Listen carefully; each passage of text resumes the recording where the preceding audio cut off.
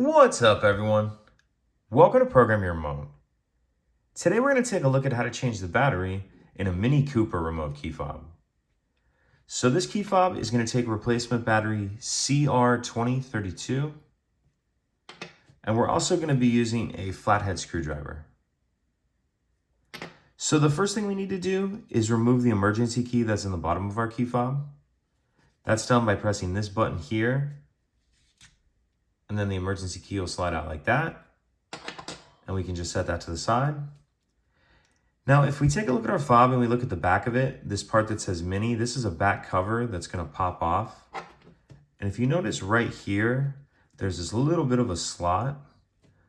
What you want to do is get your screwdriver in that slot and then carefully pry up on the back.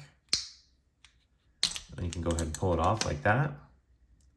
Once we have that cover off, we see this piece right here. This whole piece is just going to pry off, up and off like that. And then once that's off, we can see our battery right here. And you can use your screwdriver to help you get under the edge of it and get that out.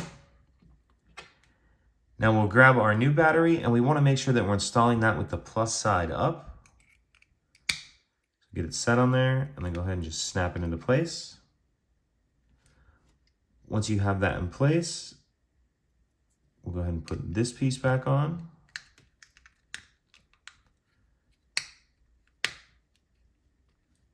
Once you have that snapped into place, we'll throw this cover back on.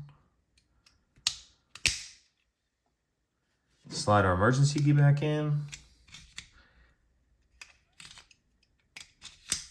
And that's it.